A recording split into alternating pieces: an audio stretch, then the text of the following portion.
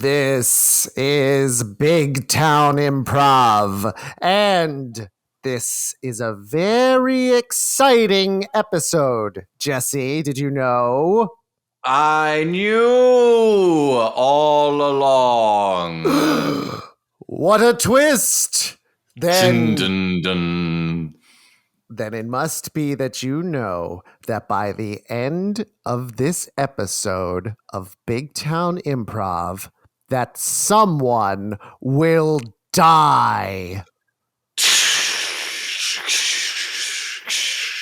And hopefully that storm will die down so it doesn't mess with our audio. Boy, it's really picking loud. Up on your end. Yeah, I'm hearing it a lot. Sorry about that. We'll see.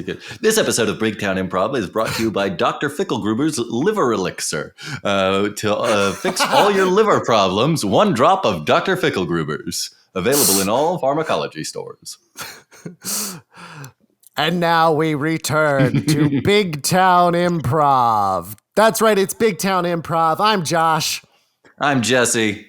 And on Big Town Improv, every week we improvise comedy. It all starts with our small scenes, which are inspired by true stories. And then we go into the big scene. The big scenes. And what's bigger, I ask you, Josh, than murder?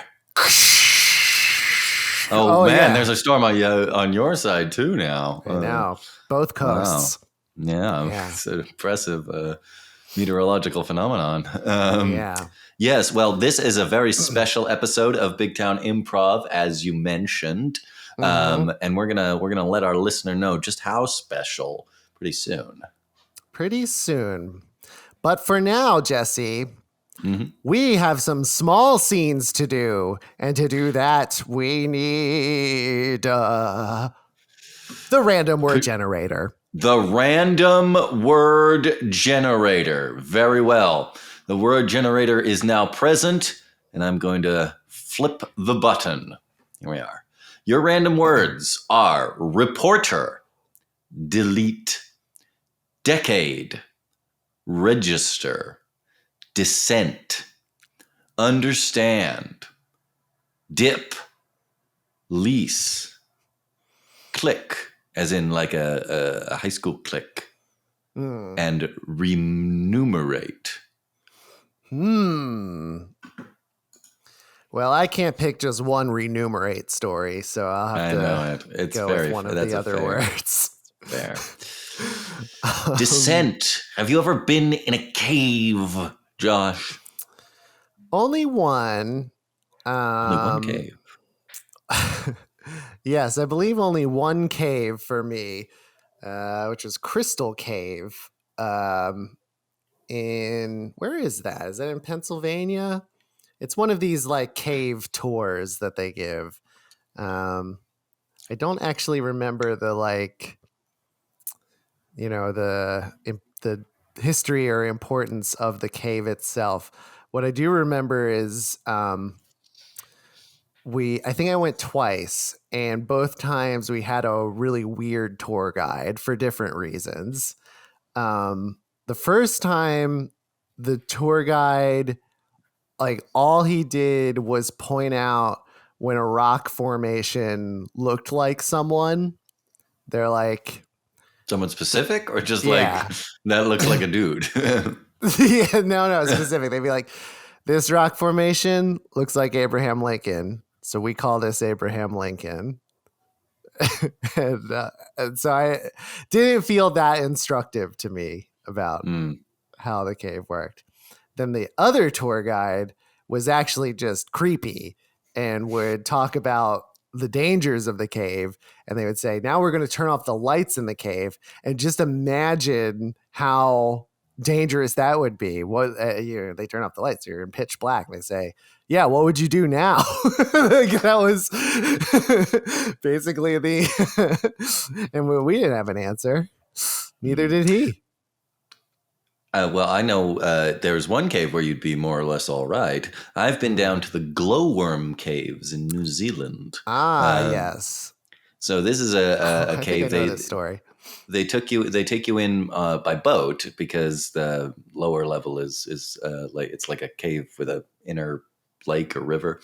And the local bug there is a bioluminescent kind of worm, so it gives off its own light. They stick to the ceiling of the cave, and then they extend like a long sticky strand, like a single strand of spider web, to try and catch bugs who are attracted to their glow. There are millions of the things. So you look up at the ceiling of the cave, it looks like a night sky filled with stars, which, except of course, it's actually a mass of carnivorous predators. But the regular stars could be like that too. You don't know. Maybe they twinkle and maybe they're twinkling and delightful to try and attract us, so that we seek out space travel only to be consumed by eat us. Yeah, that's what they want.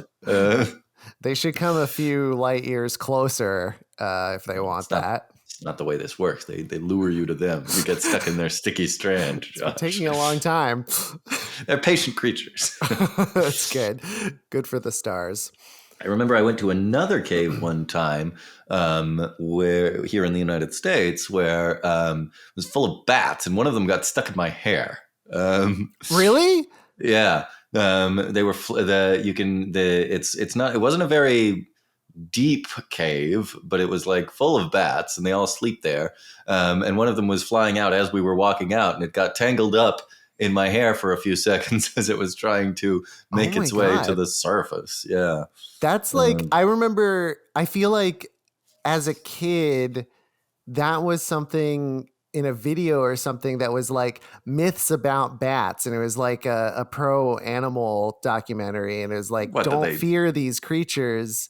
They don't want to suck your blood or whatever. And one thing is, like, people think they fly at your hair, and no, of course they don't, but it happened to you. They don't fly at your hair. He wasn't trying to get tangled up in your hair. Why would they do that? I guess maybe that was the point. But it's just the image itself that's so specific that it was in your hair. Right. Yeah. But that is a thing that happened. I mean, and I don't think I'm the only person ever to experience it. I guess not. Yeah. Well, you're giving us good reason to hunt down bats and worms. Yeah. I saw a bat. This was probably during the height of COVID. And I was staying with my parents for 2 or 3 months, and my dad wanted to change the shutters on their house, and they have these fake plastic shutters that don't actually close onto the window. They're actually hollow in the back.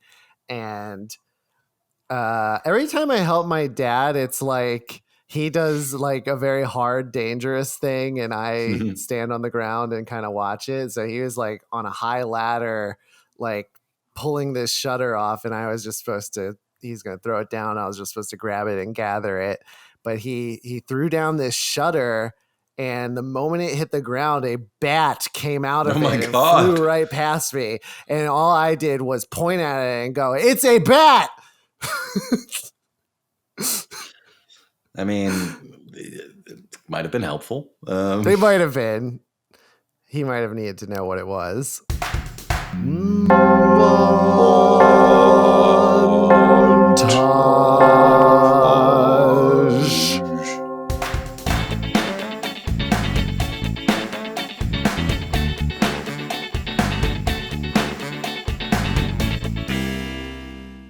Excuse me, are you leading the cave tour?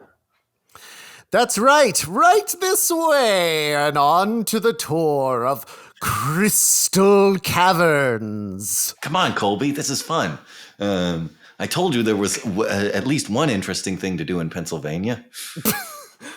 Dad, I'm still not so sure, but if you say so. Well, you liked your water ice, didn't you? I kind of liked it. It was... they need to come up with a better name. Now, Mr. Tour Guide, why do they call it? Oh, you mean me? Well, yes. I mean, you are the tour guide, aren't you? I sure am. I'm doffing my top hat. Seems like a impractical headgear in a low-ceilinged cave. Great point. What was your question? Well, why do they call it crystal caverns?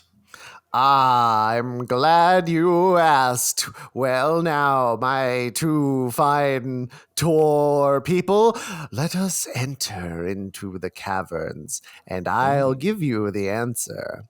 Oh, look at this, Colby. There's a staircase that descends into utter darkness. Yes, follow me! Woohoo! He just jumped. Just vanished into the dark. Ah, he's back behind us this time. Hi, here I am now. You go. Push. Whoa. Oh, all right. Well, come on. Okay. Come on, Colby. We're going. Now, I do believe someone once asked me, why is it called Crystal Caverns? Me, minutes ago. Long you seem to have aged decades. Someone asked me. And here is the answer. I've named this rock Crystal.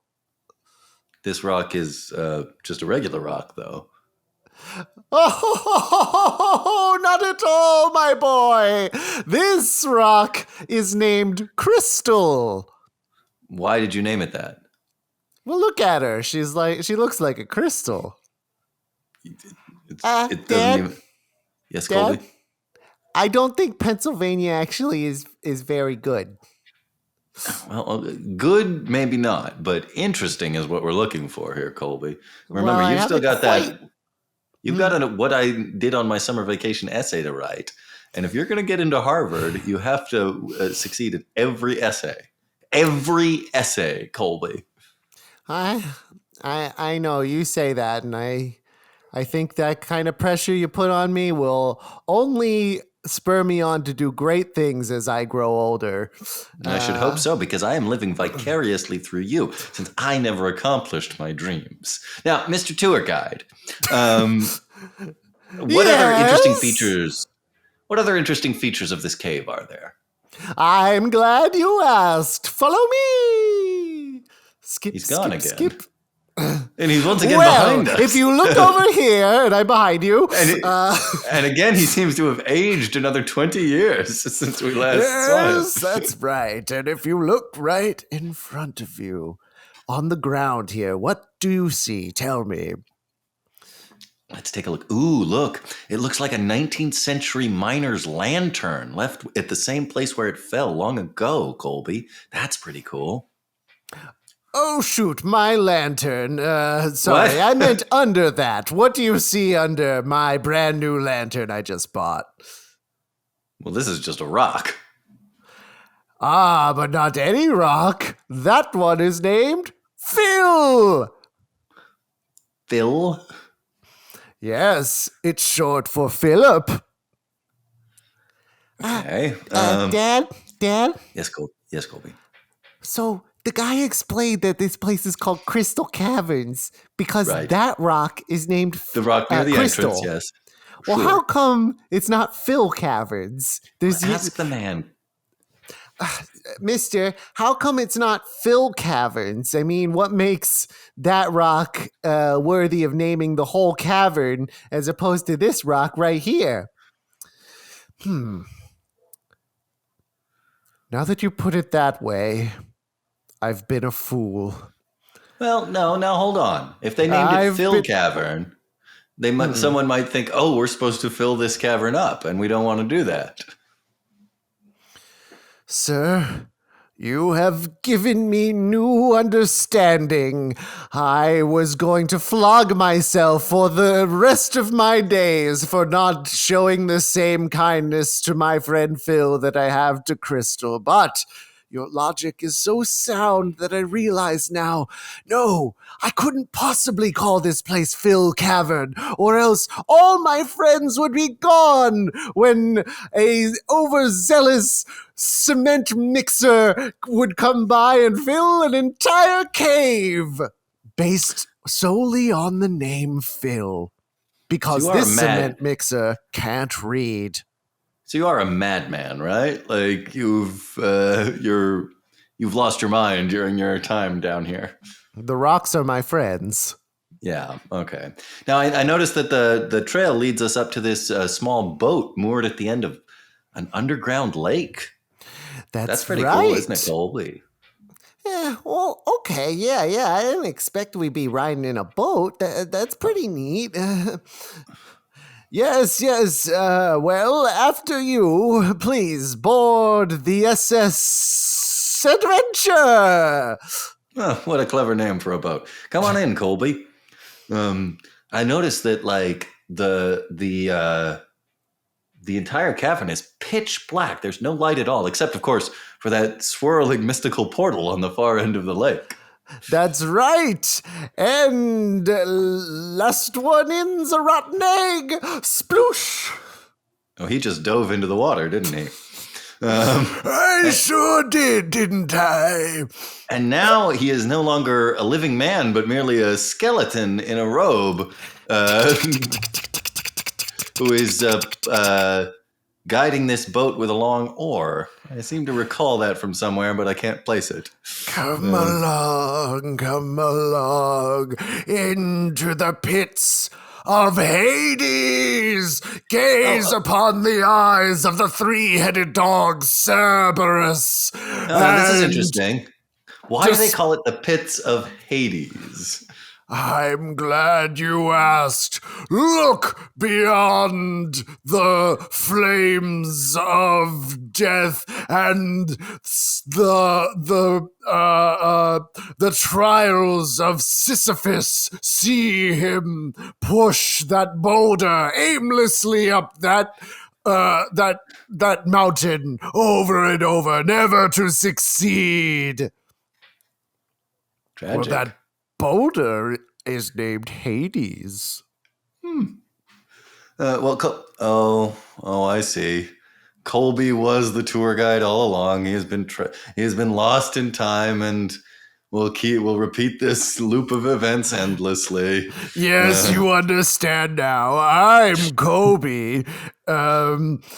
This is my punishment from the Greek god Hades. So you never did get into Harvard then? You know what, Dad? Get off my ass for once in my afterlife.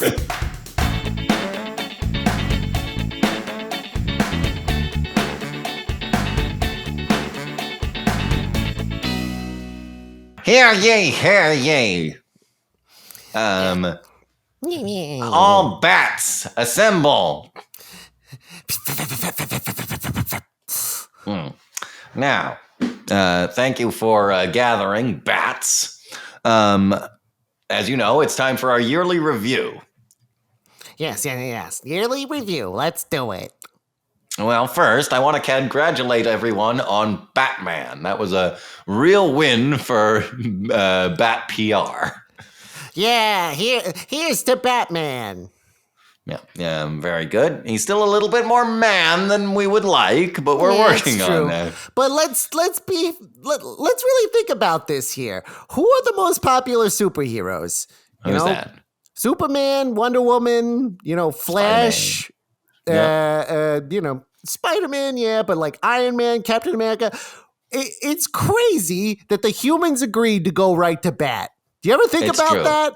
It's true. For a long time, we were really down low on the approved animal list, and the fact that they went for bat is pretty fantastic. It really, I think, helps us recover a lot from the previous century's Dracula debacle, which we all remember.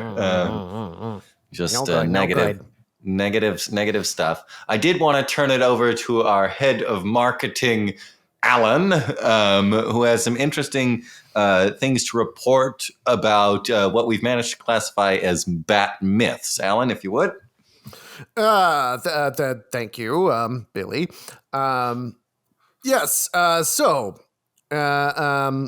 As in our continuing efforts to advance the perception of bats among humans and other creatures of the world, here are some things that I would like to point out that we may want to address. First of all, everybody thinks we're trying to get in everyone's hair. Now, I understand it happens. Fuck, I love hair though. Okay, so Billy, let's talk about this. Now I'll admit I've accidentally ended up in a head of hair or two in my time. But I'm not aiming for it. I'm not aiming for it. You're flying along, and then you get in the hair, and like you can't keep going because the hair's all tangling you up, and you're beating your wings like helplessly until like the hair finally untangles itself, and and the person who the hair belongs to is freaking out, man. In the meantime, my wings slapping like wet leather against their face, only disturbing them even more. But so you enjoy that? You're doing that on purpose? Is that what you're telling me? It's like a sex thing for me, yeah. Okay. All right. Thanks for coming out and saying it. I don't think I'm alone. I think a lot of us really like actually getting stuck in people's hair. And I really wanted to. That's what I really wanted to congratulate you on, Alan. Here is convincing a lot of humans that that's a myth, that doesn't really happen. Yes, well, I'm working hard on it. There are certain things that are. I'm not going to stop. I'm still going to I know, Billy.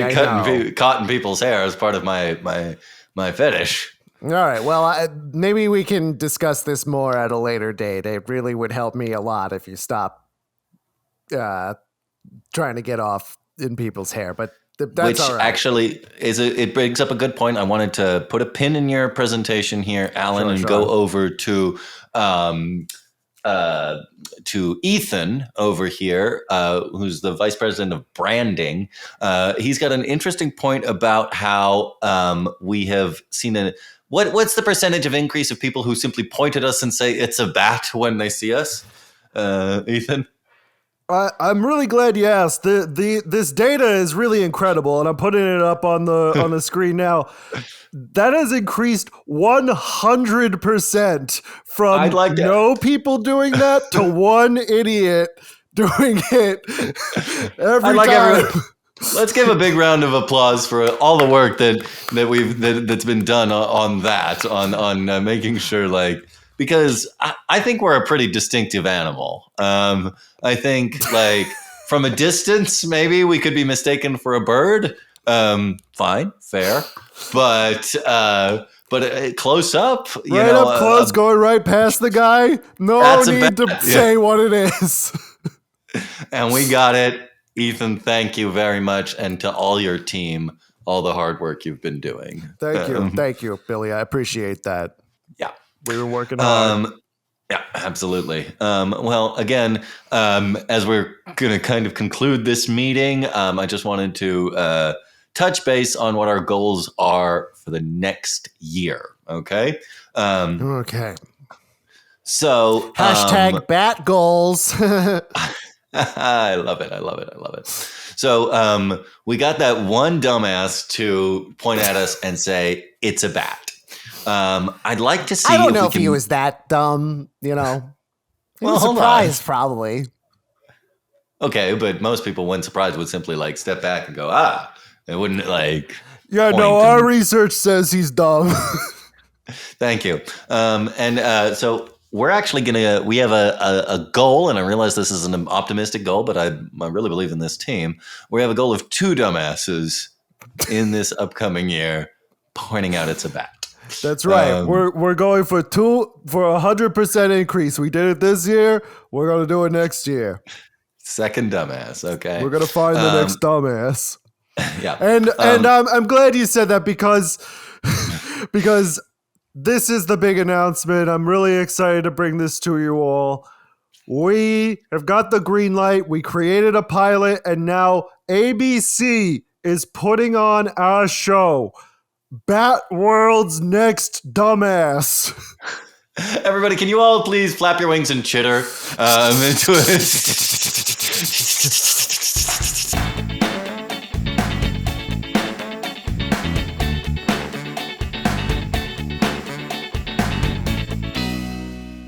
Harvey, thank you so much for taking me on this moonlit boat ride. This is so romantic. You know, Sheila, you're worth even more than this. If I could, I would take you all over the world. Oh, Harvey, please. We just got here to New Zealand. I know. But something about you, Sheila, just yeah. Just I love it here. me. Everybody just knows my name right away. They just call me that. Yes, I've noticed that. It's a nice departure from 1950s America, where everybody knew my name, though it is something of a pejorative. Yes. Well, luckily it's now. Yes. Yeah. Oh, Sheila, look up. Harvey, look. It's the stars. Oh, you don't get this in the suburbs with all the light pollution. You can see you're right. all the millions and millions of beautiful stars. Though none of them are as beautiful as your eyes, Sheila. Oh, stop. Hey, Harvey. Yes. Maybe we should both make a wish. What a lovely idea. Okay. Should we say our wishes? No. Don't say it. Let's close our eyes and we'll think them real hard. Oh, good idea. Okay.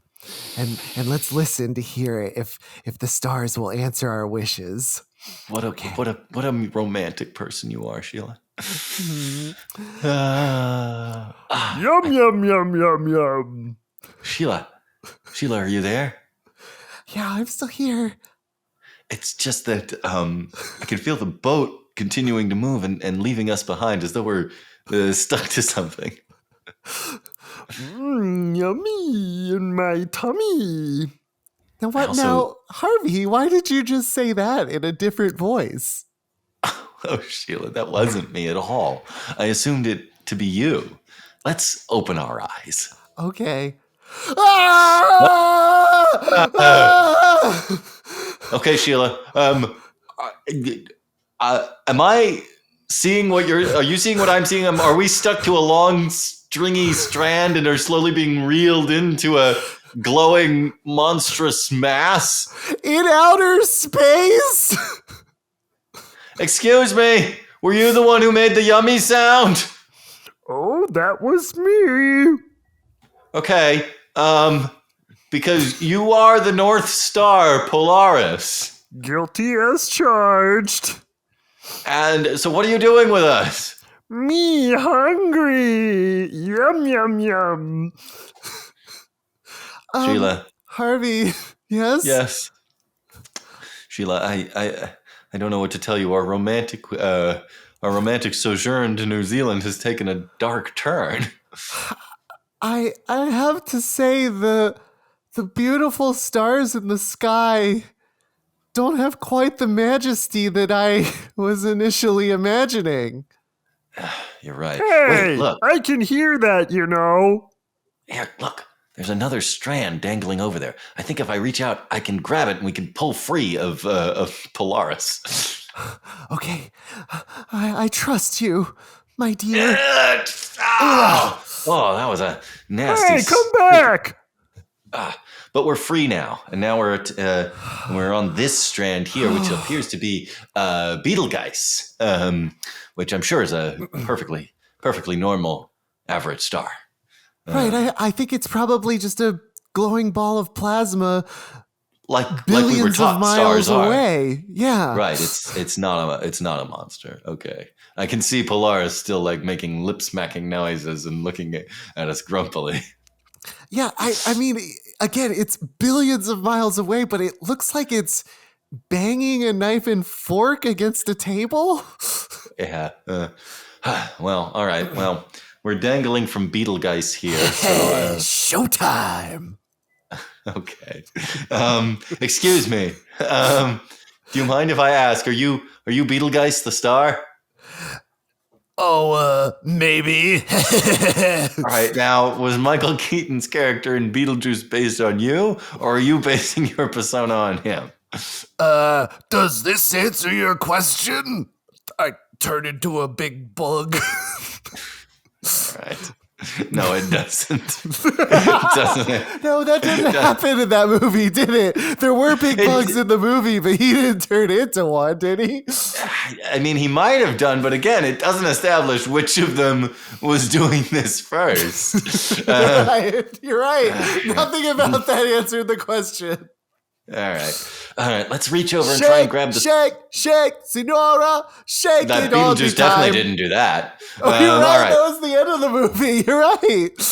Come on, let's reach over. Was gone by that point. All right, let's reach over and grab another. Oh, Harvey, I'm scared. Strand, come on, take my hand, Whoa! Sheila. Harvey, I trust you, but are you sure we should just continually grab sticky strands that reach up into the inky black void of space? I don't know what else we can do. Our boat has sailed It's away. so far down, you're right. And these strands are slowly reeling us up out of the. This is how the stars feed, I think. You're right. And this one's attached to the Big Dipper. Oh, that's actually more than one star. They're all working together. They're all working together. Boys, and a 1 and a 2 and a 1, 2, 3, 4. Big Dipper, Big Dipper, reeling you up with a Big Dipper. Big Dipper. Oh, I kind of wish they were okay. intimidating. I wish they were intimidating, Sheila. Like, all of the stars we've encountered so far, like the fact that stars are eldritch predators, like ancient Lovecraftian monsters, that what we thought were like scientific phenomenon are actually these sentient demonic things seeking only to devour us. And yet they're all kind of like wacky characters. You're right.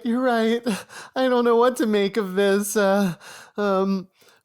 Hey there, fellas. Let's go into our next number. I wanna eat a person. I wanna eat a person. I gotta eat a person. Oh, you were kind of right, though, Harvey. I know. Here's another. Come on. If we keep reaching, we'll eventually get over solid ground. Okay, here we go. Whoa! Yeah. Whew. Oh, this is rough. Oh, now we're under Aldebaran, which is a pretty far and distant star. So it probably doesn't have any context of like Earth popular culture, right? No. Aldebaran, right? What would that possibly? It's me. I'm the problem. It's me, Aldebaran. It's the Taylor Swift star. I'm sorry, honey. Of all things, that's like the most popular thing in the world. Wait a minute, Harvey, look. I think that's our boat. You're right. There's a boat directly beneath us. If we can just tear free of this sand, we can drop into it. All right. I brought my pocket knife. Here we go. Oh, I love that you carry knives everywhere, Sheila. I know. I love my knives. Here we go.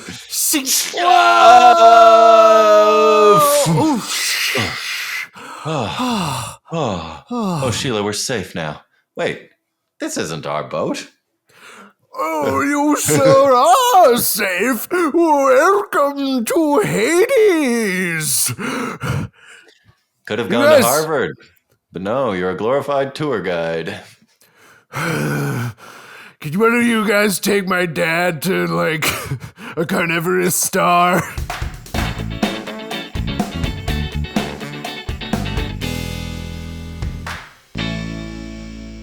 think our last episode also had a weird animal council discussing people's I think a lot of our episodes involve a council of animals deciding their place in the humans' world. Yeah, something we got to be aware of. All right. Well, Josh, the small scenes are done, which can only mean it's time for the big scene. Now, this is just going to be a regular big scene, right? That's right. And so I guess we better go right into it. Oh, that's right, Jesse. I forgot. There was one word I mentioned at the beginning of this show, wasn't there? What was that? Well, now that you remind me, yes, I think there was, Josh. Yes. Was that word murder? Oh! Now there are wolves, There's Josh. wolves too now. Oh my God. It's hard to think of how to do the big scene, the big town big scene when the threat of murder is upon us. The threat of murder. Well, wait. Huh? What if we're if murder's on the menu, Josh? Maybe we need the services of the world's most talented detective. Batman. No, not Batman. Oh, sorry. I you know what? I've been really swayed by all that bat propaganda that's been around. Yeah, they've really been pushing it hard. Yeah. No, but who did you mean? Well, naturally, I mean none other than the Belgian detective Hercule Poirot. Oh, okay. Well, yeah. As you know, Agatha Christie's fictional detective Hercule Poirot has been solving mysteries for almost a century now, Josh. Not in continuity, but that's how long the stories have been written. Yes, it's true. It's true. Yes, sharp-eared listeners of Big Town Improv will remember that a few episodes ago, Jesse and I, during a brief catch-up, we're excited to find we both recently seen the latest Hercule Poirot movie. Kenneth Branagh. By Kenneth Branagh, who we have made fun of many times on this show. He is. He's an easy target. But we are also both fans of Christie's Belgian detective. It's true. And so, in the vein of our previous episodes such as Buffy the Vampire Slayer, Star Trek The Next Generation, and X-Men, we are going to write an original story in Hercule Poirot's universe. Well, Josh, what would you like as inspiration for your Hercule Poirot mystery?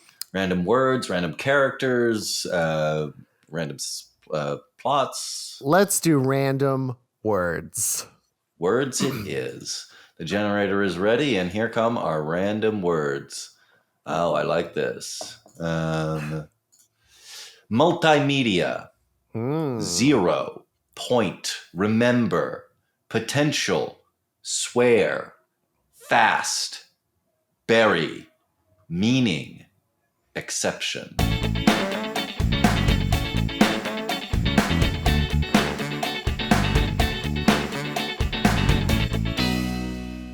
Mr. Rafferty, 10 minutes to showtime. All right. Where's my hair and makeup team? Hair and makeup, right this way. There you are, Mr. Rafferty. Here you go. Oh, please, call me Reginald. Oh, Reginald, you're such a charmer. No, better. Reginald Rafferty. Oh, Reginald Rafferty, you're such a charmer. Oh, what's your name? Oh, me? Oh, I'm just nobody. Well, why don't you come down to my dressing room later, nobody? Oh, I love how you smoke your cigar while I powder your face. Yes, quite so. Right in my face. Oh, you sure are a sort of arrogant television host, aren't you? Quite so. But not just television. I also do radio, and I have columns in the newspaper. Wow. A multimedia threat. Quite right, nobody. Now, out of my It's way. not It's really. almost. All right. Are we? What's our? Where are we, boys? Are we ready to go here? Yes, Mr. Rafferty, your first guest this evening is a man who recently won the award for World's Greatest Pie. World's Greatest Pie. All right. Stack. All right. Ready. All right, Mr. Rafferty, it's me, the director. And you are on in 5, 4, 3. Welcome back to the Rafferty Report. I'm your host, Reginald Rafferty.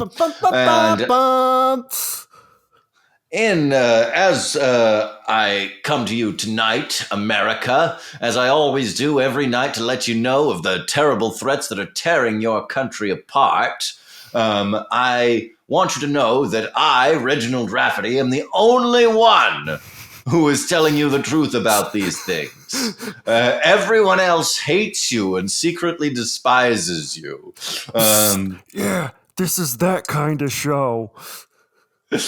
Now, my first guest tonight is a man who has won an award for pie. And he's going to tell us how he almost didn't win that award because of the deep state trying to thwart him. So you are Mr.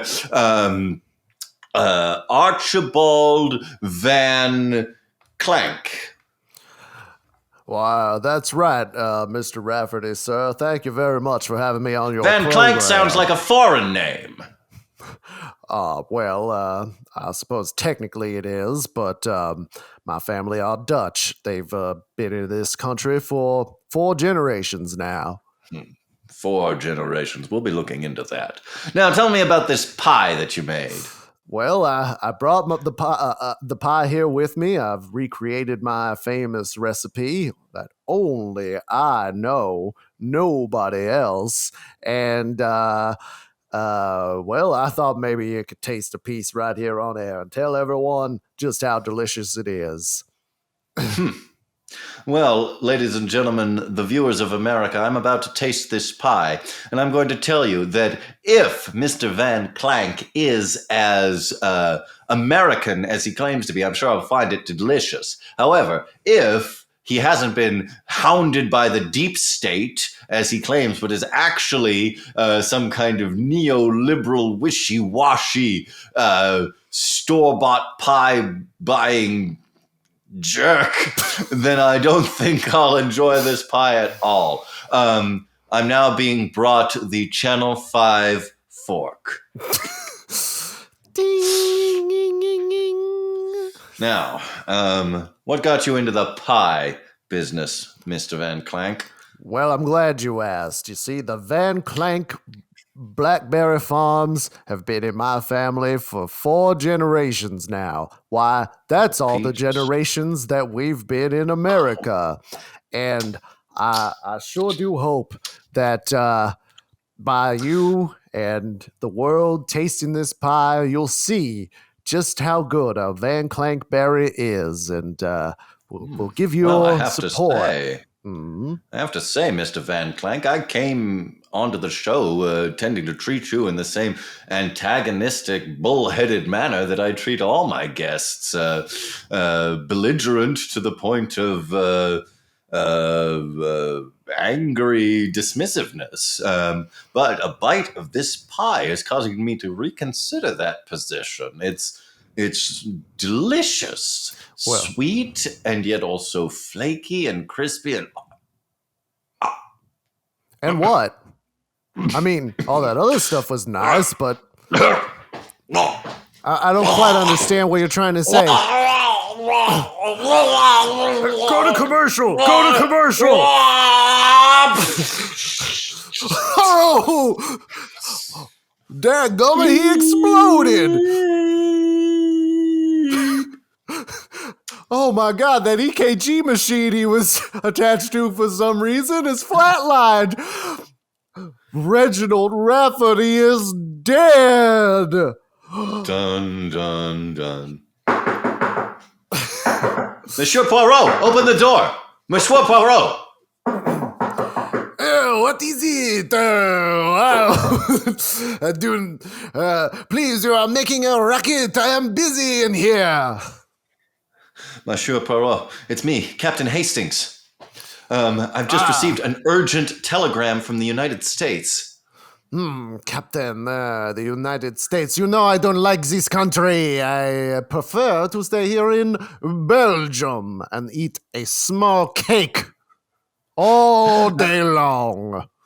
I'm aware of it, Poirot. A cake that has to be exactly 360 degrees in circumference. That's right. Now, but before, I'm interested to hear what you have to say, but before you go on, is that something that I recently started being like, or was I always? Did I always do that? Do that? Because I don't remember that being part of my thing always.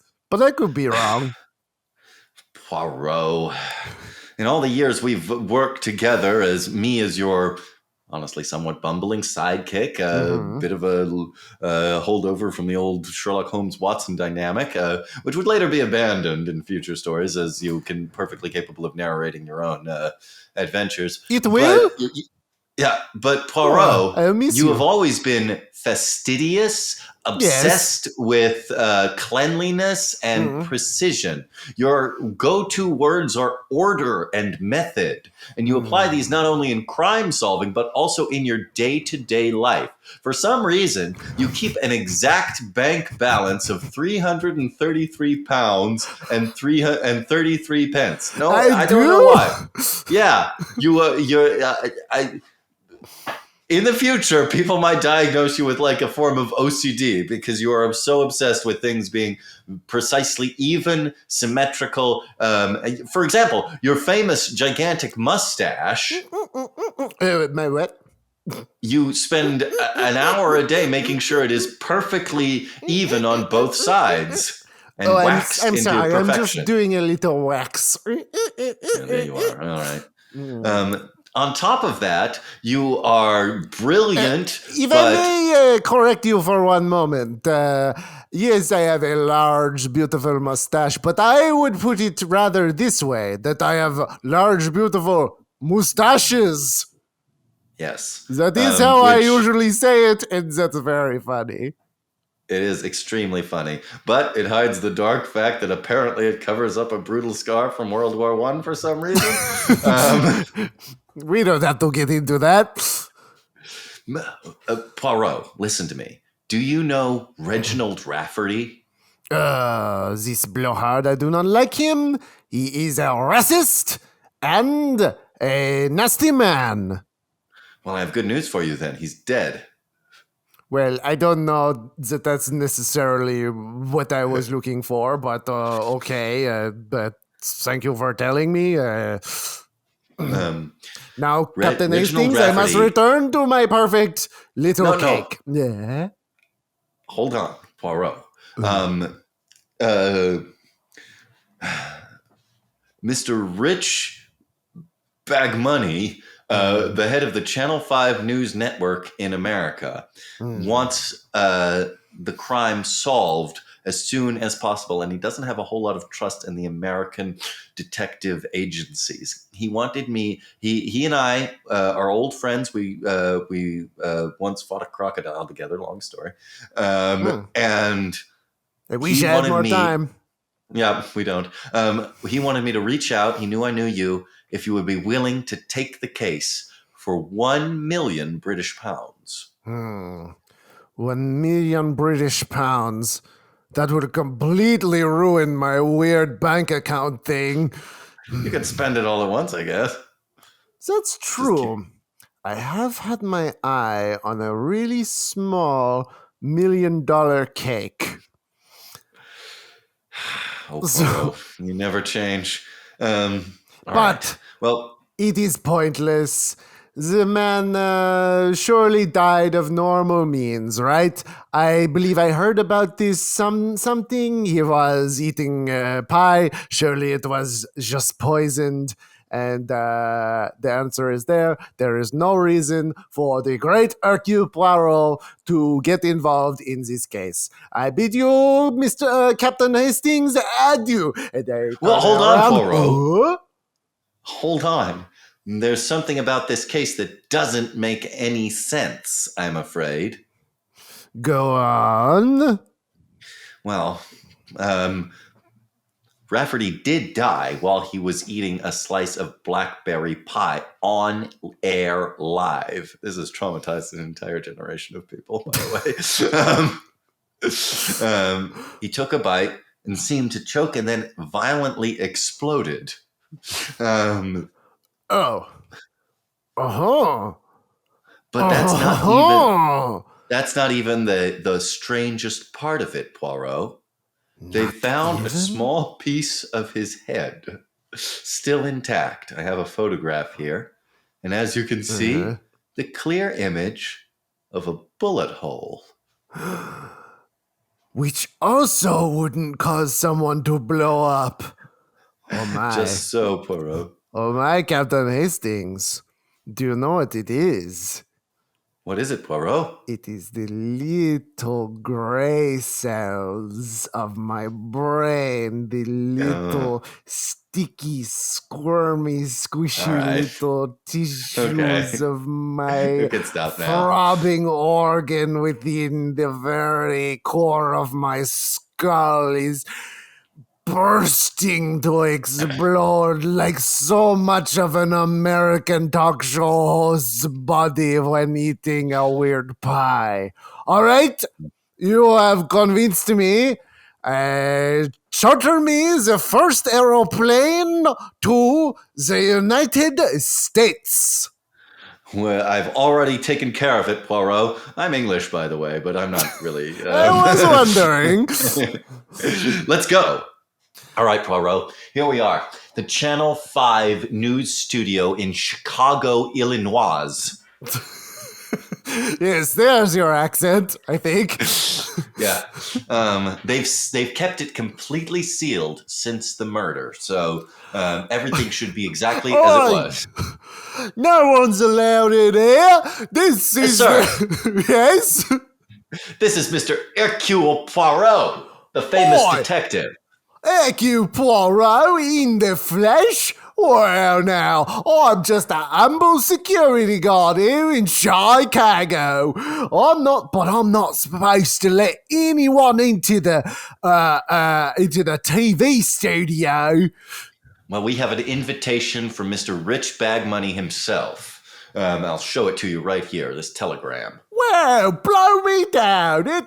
This is his signature, no question. I've seen it 1,000,000 times, and my name ain't Ricky Rouser, the greatest security guard in Chicago, Illinois.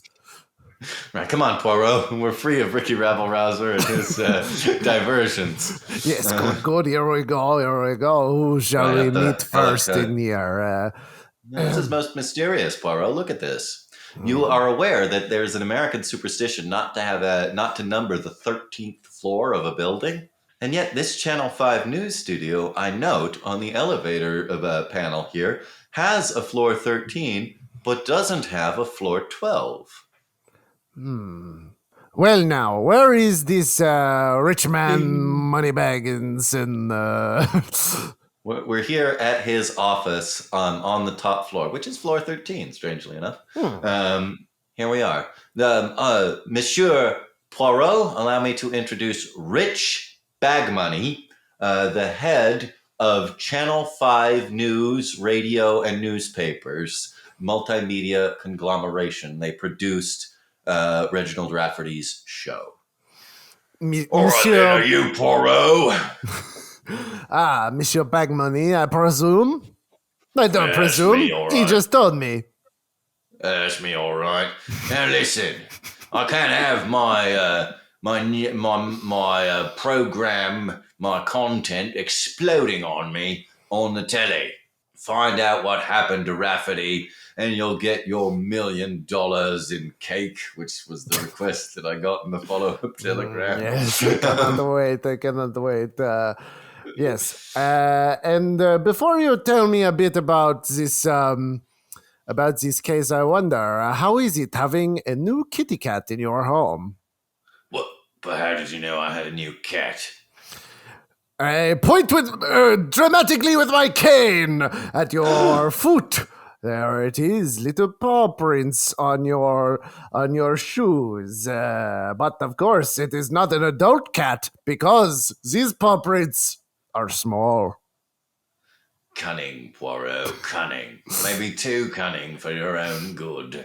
It's true, I do have a cat, and his name is Tiny McKitten. Anyway, I'd love to go over the details. I just have one last question. So is it that anyone named Richard in Illinois has that accent? Because I know not everyone here has that accent. No, most of us have an American accent. That I don't makes know. sense. Good question. Good question. I never actually checked. It's possible. Right, because the security guard was named Ricky. And anyway, now tell me about the case. Right. Well, Reginald Rafferty has made his career for the past 10 years as a, I guess you call him a pundit of sorts. He likes to appeal to people's basest fears and desires. He blames everything wrong in America on foreigners and immigrants and on change. He doesn't like change. Now, it's not my politics, you understand, but it is good for ratings. Very interesting. All right, I will see this body, but first, sir, a little word of advice. You see, in Belgium we have a saying, je me trompe pas, je ne mange pas, moi je ne peux pas. It means... Well, what does that mean? The man who profits off the lout is perhaps the loudest lout of all. Pretty wise, Your words cut me deep. Your words cut me deep, Poirot. All right, Hastings, get him out of here. All right, come on, Poirot. We've got to descend one floor below to the recording studio here. Okay, but you're not getting me out of here. I'm deciding to do this. Okay. This is floor 11 because we skipped floor 12 for whatever reason. It goes 1 to 11 and then 13 at the top. Right. And you are British. Right. Oh, yeah. Super British. The last two people we met were American. Fine. Okay. Born in London. Lived there all my life. Okay. No problem. All right. Now, there's a couple of people here you should meet as we go to meet the body. This trembling, horrified-looking man here in the corner is Archibald Van Clank. He is the police's prime suspect, for he served the pie that Rafferty ate when he exploded. Monsieur Van Clank, I was hoping I could have a quick word with you. I don't know. I've talked to so many people already. My lawyers are telling me I need to be careful. Monsieur Van Clank, I assure you that I believe in justice, and justice means that no one is guilty until proven so. Wise words, Poirot. That does ease my fears a bit. Only I just never imagined anything like this could ever happen. My family's been in business for 4 generations at our farm, and you have no reason why you'd want Rafferty dead, would you? Well, no, I can't say I liked the man or watched his program regularly, but I don't want to hurt nobody. I'm just simple man.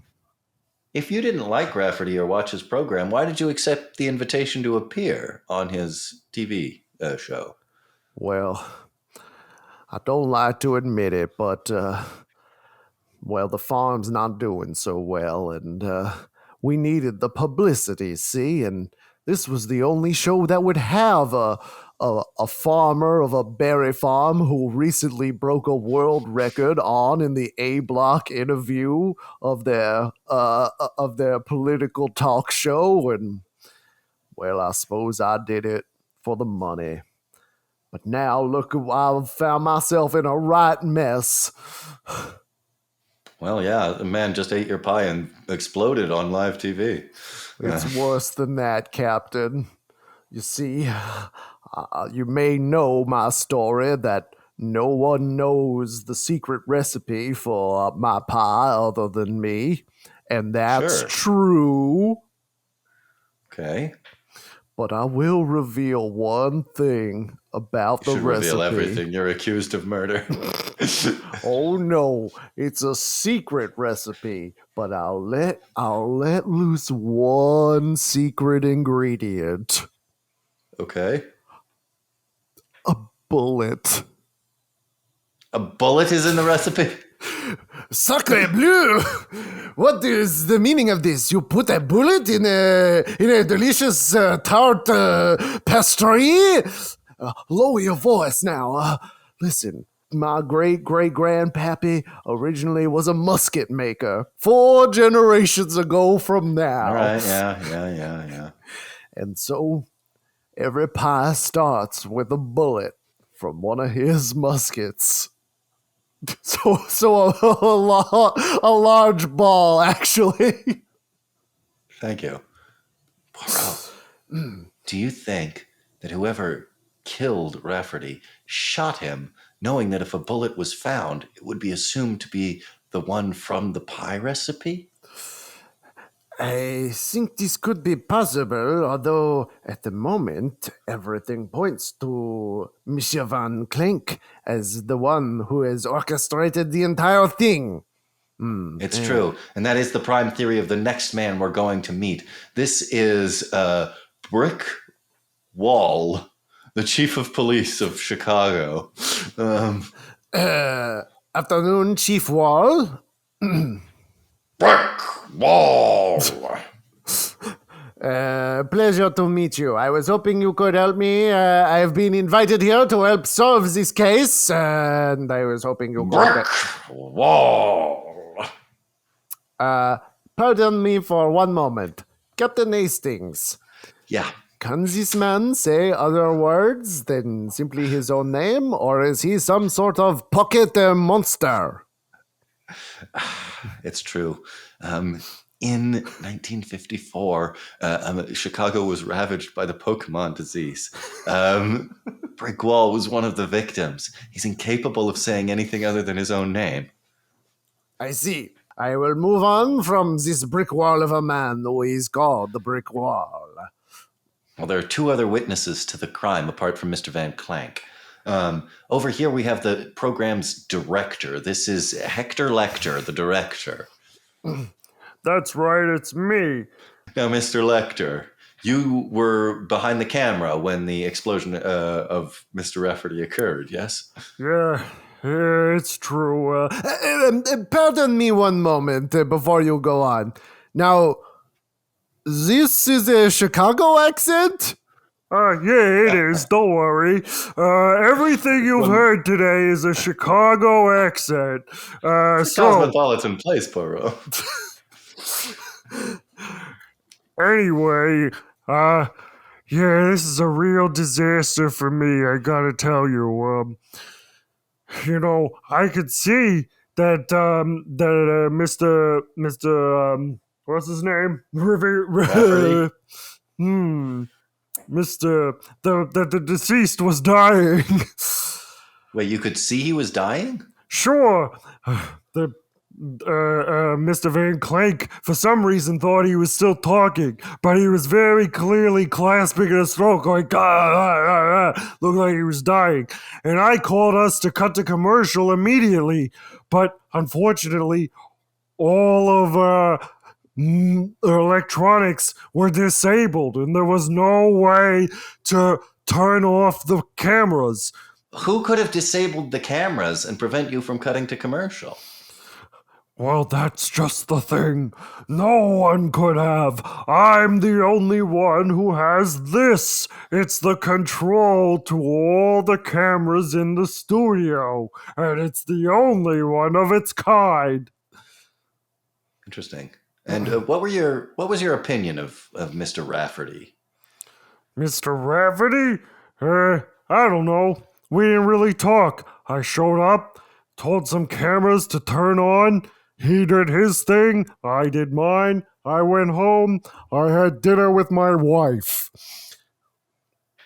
What do you think, Poirot? Interesting. You say you had little to no interaction with the man, and yet, right there in your left hand is your cell phone with the screen up on recent calls, and all of them were to Monsieur Rafferty. Oh, darn it. You got me. Fine, it's true. I hated the man. He had information about me that I didn't want getting out. And so we made calls regularly to make sure he was getting my hush money so that he wouldn't reveal that I've said too much. Again, this is a murder investigation. Oh, I've simply told the detective far too much. I need to conceal a few more pieces of information at this point. Come on, Poirot. Yes, we are getting nothing from these people. By the way, Captain Hastings, I appreciate you taking the lead on these interviews. I have a feeling I'll need you to do that. I think we've been alternating, kind of, between kind of. Yeah. Which brings me to the final witness to the crime. This is Rafferty's hair and makeup person, Noel Boudet. Oh, me? Please, I'm hoping that I can leave soon. Well, Miss Boudet, just tell us what you saw when the event happened? Well, on that day, I did Mr. Rafferty's makeup, just like always. He was smoking one of those cigars he always smokes. He was puffing it, careful to ash it away from any people. We didn't really talk or anything, and then he just went on, and I sat here in the makeup chair in case he needed anything during the commercial break, but we didn't even make it to that, and that's... I'm sorry, Miss Boudet. This sounds very important, but Poirot is standing in an accusatory way, pointing at you with his cane. He's about to reveal something. Go, Poirot. You said you did not talk to the man. Is that correct? But this is a lie unlike any that we've seen so far, because we actually saw you talk to him in the cold open of the story. This is one thing we know for sure that happened. He flirted with you and talked about taking you to his dressing room. And not only that, but a woman such as you, very conscious of appearance, think you would worry a bit more about the ash on your blouse. Oh. I can't believe I didn't notice it, Poirot. You're right. A thick layer of cigar ash. Yes, well, you didn't need to, because you watched the cold open. You knew this happened. All right, it's fine. I'll admit it. I suppose I cared for the man. I cared for Mr. Rafferty, and I didn't want to say anything because, we've been having an affair. I can't believe it. What do you mean you can't believe it? You never met this person until just now. Well, I can't believe, sure, from her, but Reginald Rafferty was very famous for, he was a married man, and he was quite insistent on the importance of faith and monogamy. Yes. All right. I think we have gathered quite a bit of evidence, Captain Hastings, but No, there is something missing. Oh, This my way, Poirot. There's little... one thing. Okay. There's one other thing that we need to see. Hmm. The pie itself, Yes. still on the news desk. One slice missing. The slice is over there with only one bite taken out of it. Yes. But it looks like a perfectly innocent, delicious pastry. I just want to eat it so bad. And I know my pastries. Oi, everyone! It's me, the security guard. I just ran in here. Ricky Rabble-Rouser, why aren't you guarding the door? Oh, well, I'm just here to warn you that something just happened, and it involves all of you. Why, what happened is this, and the lights cut out. Everyone, stay calm. Oh no, we must. I'm feeling around. Everybody. Poirot, Yeah. Poirot, hang on. I've got a Captain? flashlight here in my bag, or as a torch, as we call it in England. Yes, but it sounds weird with your accent. Click. Oi, nice flashlight you've got there. Torch. Ricky Rabble-Rouser, what were you about to announce? I was about to announce that all the doors in here are locked. How did that happen? Well, I'm very familiar with how it happened. It's because I pressed a bunch of buttons and it locked all the doors.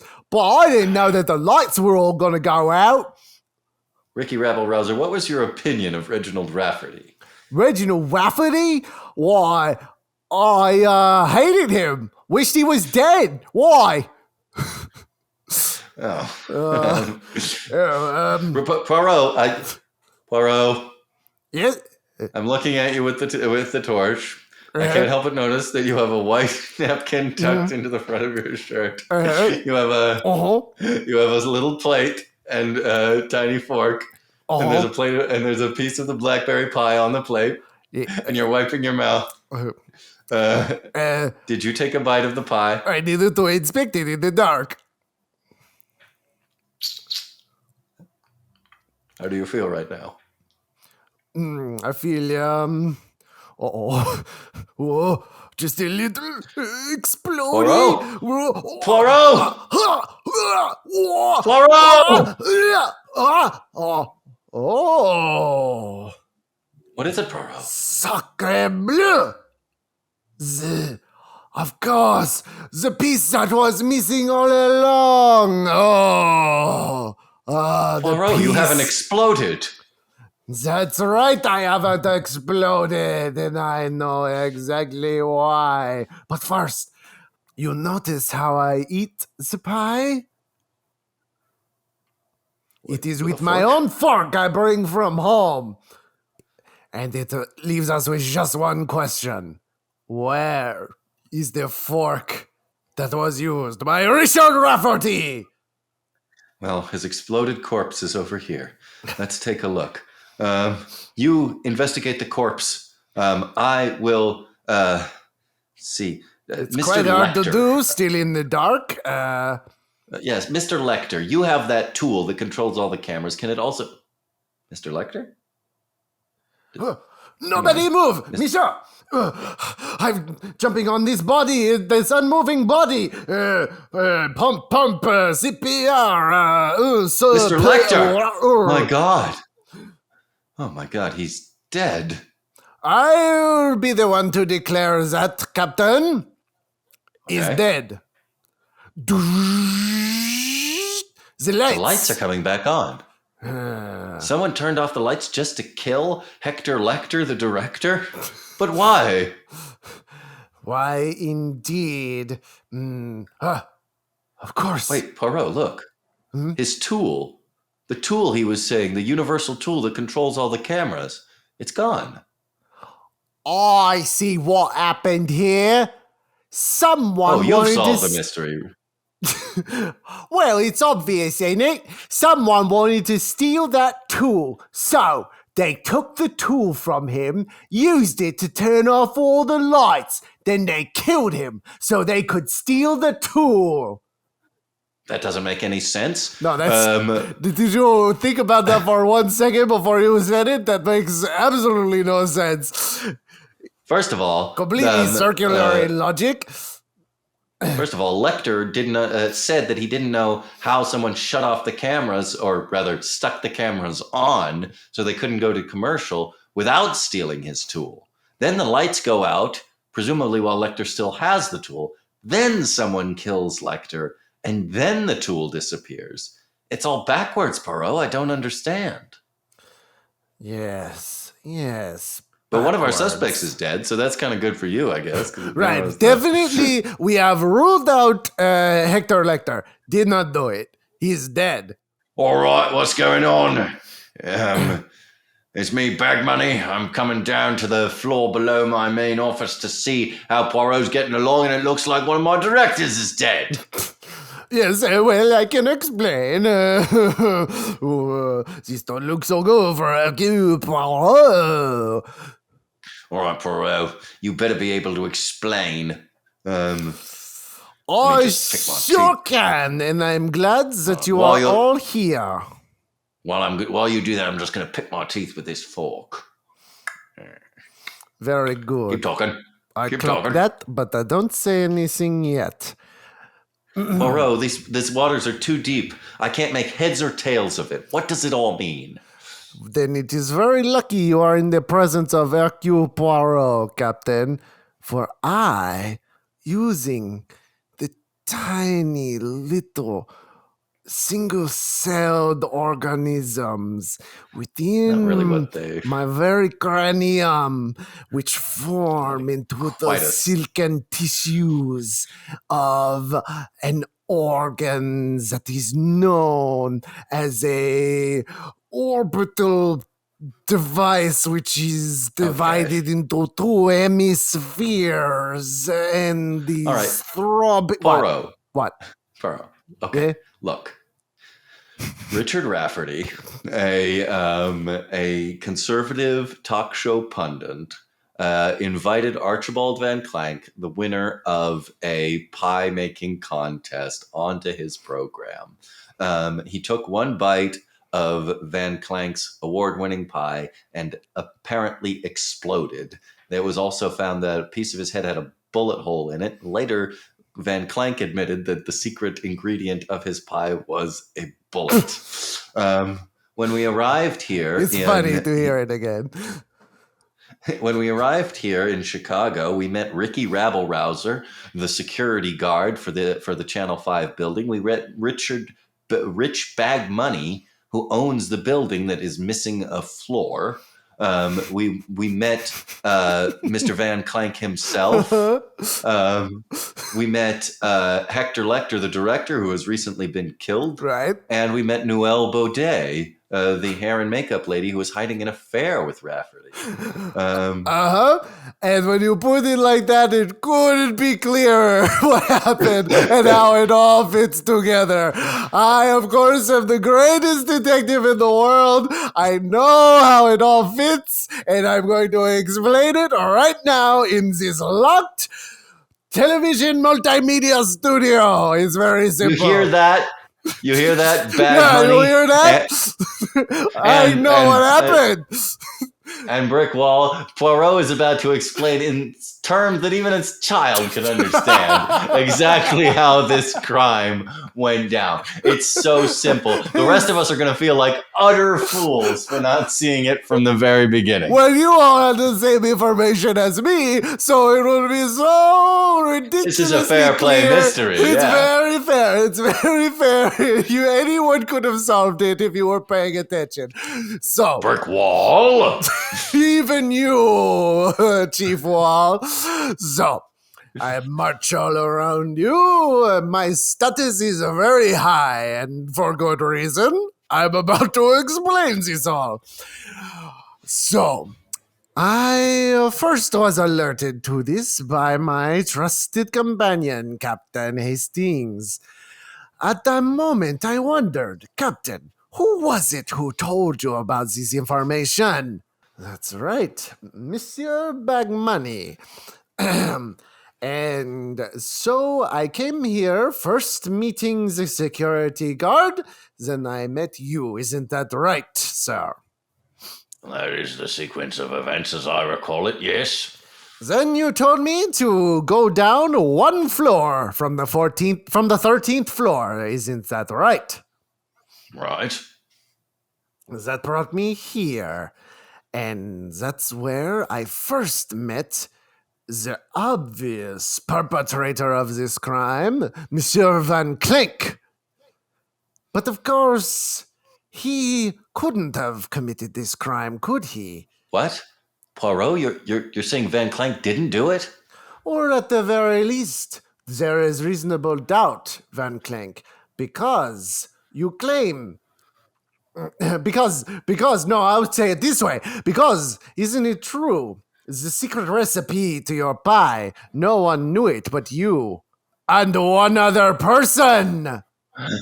Is this true, Van Clank?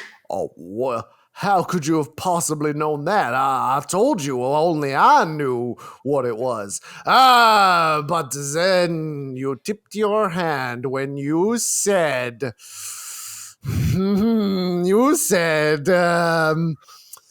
the thing about... Four generations. 4 generations, good memory.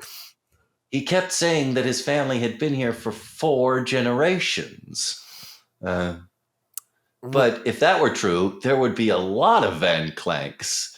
Wouldn't be just him. There would have been many descendants, Poirot.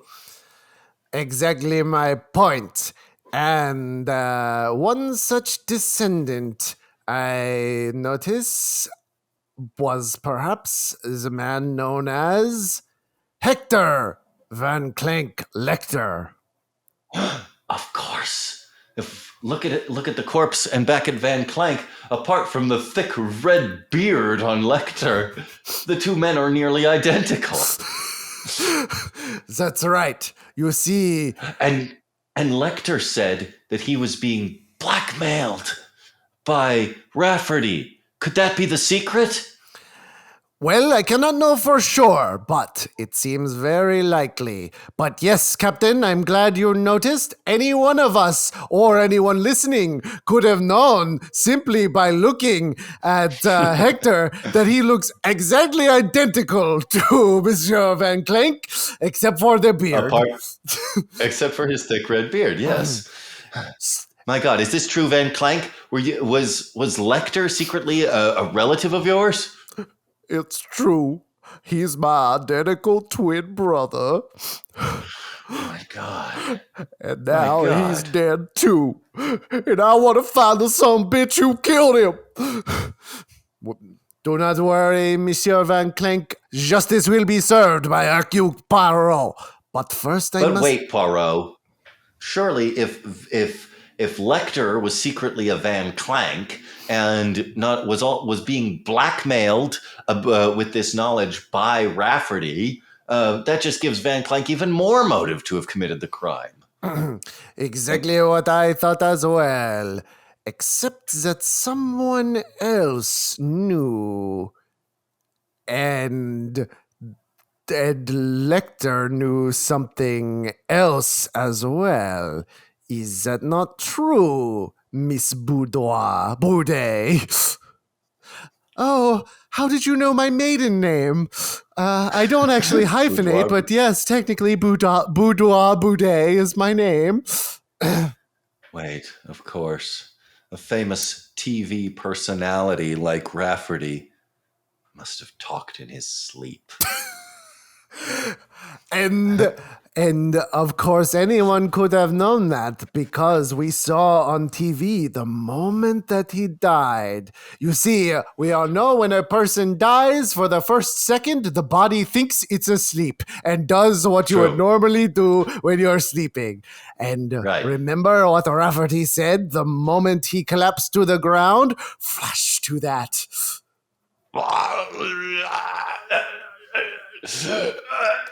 Lecter is Van Clank. So that was the other reason you could have found out that.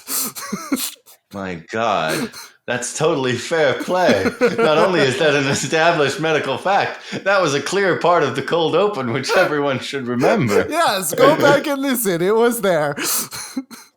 So you're saying that Noelle Boudet, because she was having an affair with Rafferty when they were, well, in bed together, she might have heard him confess in his sleep the secret that he was blackmailing Lecter with.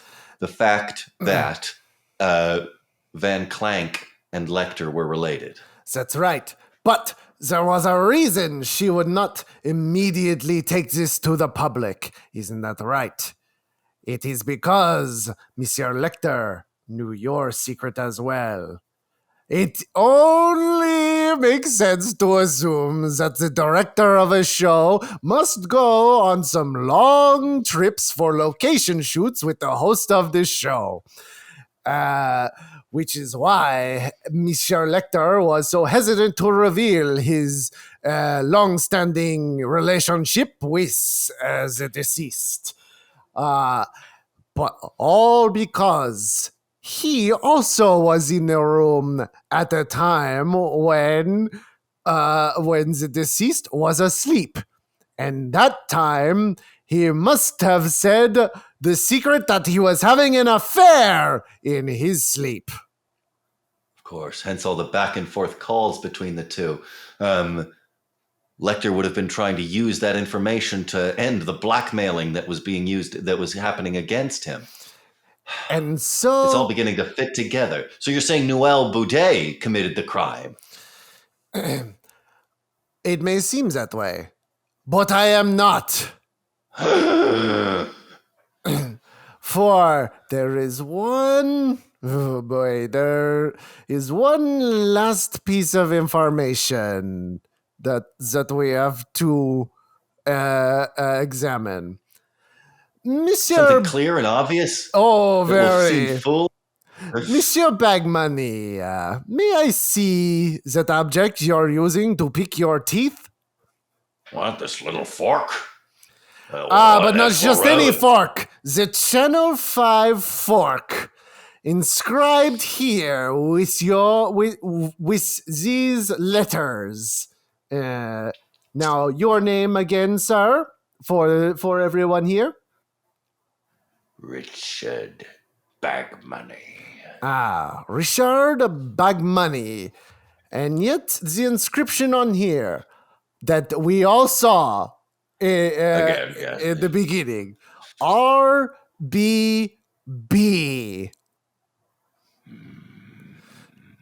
Richard Bagmoney Boudet. It's true. Noelle is my daughter. And that you couldn't take that she was having a relationship with Mr. Rafferty. Is that not true? I tried to stop it. I tried to shut it down. I removed the entire floor of the building where the bedrooms were so they wouldn't be able to sleep together.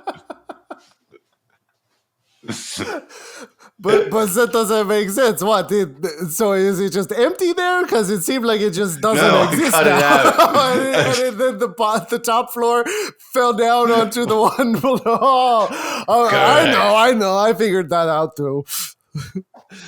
Noelle, why would you attach yourself? You know, I just worked with Rafferty for the money. Why would you connect yourself with such a dog of a man? Father, how could you? This is so awful. And by the way, I wasn't keeping a secret that you're my father. Just nobody ever asked.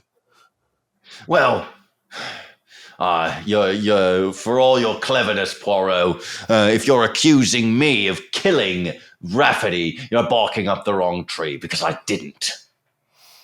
Oh, you didn't, did you? Then perhaps you would like to take that fork of yours and have a bite of this pie. Oh, well, all right. Don't see there's no harm in trying this pie. And cut a slice, take a big bite. Oh, I didn't think you would do it. That's right. Well, Poirot, I'm going to go over here to the Channel 5 camera. And why don't we get a nice video of your humiliation? You want me to turn it check on, out this. sir? Turn it on. No need. I've got the universal tool right here, after all. Of course. It's a copy of the tool. Say cheese, Poirot. You're about to appear on camera. Then let me say a fromage. It backfired! Shot me! The gun I'd hidden in the camera, filled with an exploding bullet, came out the wrong end! Oh. How did you know, Poirot? It is very How did simple. you know? Very It wasn't the pie at all. It was the camera. Hit a gun. Exploding. Yes, the exploding musket ball, of course, was loaded into the camera itself. And So you're trying to get him to eat the pie was merely a cunning deception on that's your right, part. had nothing to do with anything. And you knew that he'd then try to use his weapon here to shoot you with another exploding musket ball. But how did you know the gun was in the camera, Poirot? Very simple. It was something he said earlier when we first interviewed him. Remember that piece of advice I gave him? The weird French phrase about the lout? Yes, I think it was a very good phrase about a lout. Okay. What does that have to do with anything? After I said that, he said, well,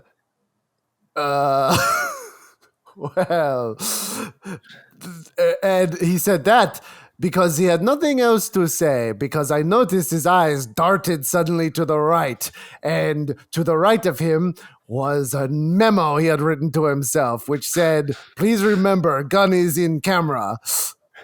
Of course. If anyone had had your wits to glance downward at his desk, they would have been able to solve the mystery just as easily.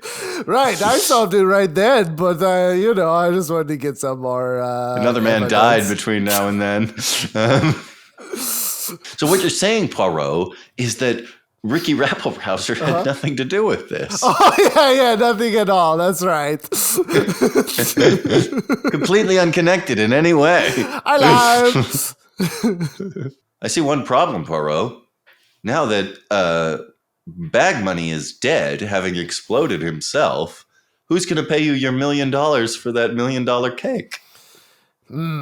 Why did he hire you in the first place if he was the one committing the murders? Yes, I figured that out too, and I'll tell you on the way home while I figure out who to give me the money. That is a good question, though. How am I going to get that money? So you're saying, as we fly home, you're saying that Bag Money had a weird split personality, one of which wanted to solve his own crimes?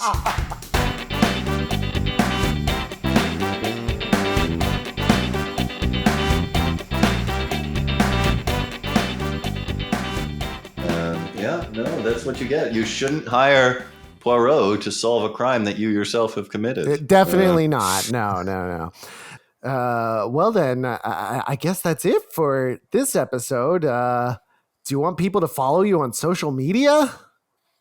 Sure, Jesse.Moriarty on Instagram. What about you, Josh? The Josh Pilch Show on Instagram. And of course, if you want to score your murder mystery, perhaps you could get the guy who did our music, Steve Wilder Blumenthal of wilderbluemusic.com.